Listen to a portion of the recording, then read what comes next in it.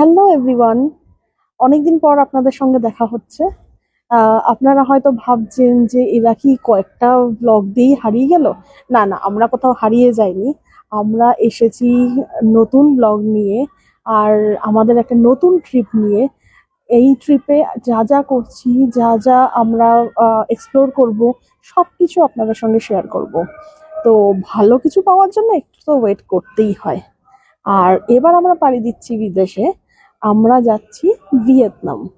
তো আমাদের রাত্রি 11:35-এর ফ্লাইট হায়দ্রাবাদ থেকে।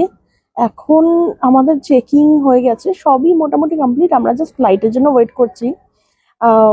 অলরেডি দেখছি হাফ অ্যান আওয়ার ডিলেড। 9:30, এখন 9:30 বাজে ঘড়িতে। আর একটু কিছুক্ষণ ওয়েট করতেই হবে। তো এই মুহূর্তে আপনাদের সঙ্গে একটু কথা বলে নিই। তো আমরা যাচ্ছি হচ্ছে VH-JTR এ। এই ফ্লাইটটার সম্বন্ধে আমি সেরকম কোনো ইনফরমেশন পাইনি, কারণ আমি যে রিভিউগুলো দেখেছি, মানে ইউটিউব বা ফেসবুকে, সেখানে সেরকম কিছুই রিভিউ নেই। তো আমি চেষ্টা করব আপনাদেরকে ওরা যতটা সম্ভব রিভিউ দেওয়ার। কারণ হায়দ্রাবাদ আর ব্যাঙ্গালোর থেকে ভিয়েতনামের হোচিমিন সিটিতে পৌঁছানোর জন্য এই VH-JTR এর যে ফ্লাইট, সেটা নতুন চালু হয়েছে মার্চ মাস থেকে।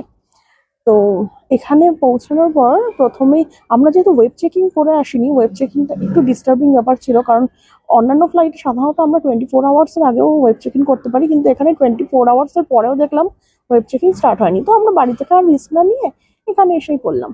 প্রথমেই আমরা চেকিং করে নিলাম। চেকিং করার পরে আমরা লাগেজ দিয়ে দিয়েছি। লাগেজ দেওয়ার পরে আমরা চলে গেলাম ইমিগ্রেশন কাউন্টারে।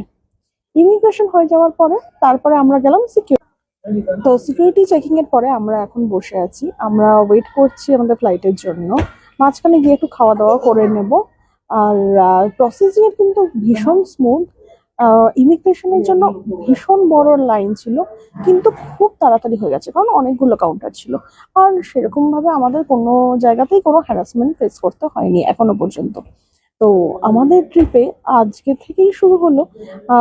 মাঝখানে কোথায় কি হচ্ছে না হচ্ছে, ইন্টারনেট কিভাবে পাচ্ছি, তার উপর ডিপেন্ড করে সবটাই আপনাদের সঙ্গে শেয়ার করব।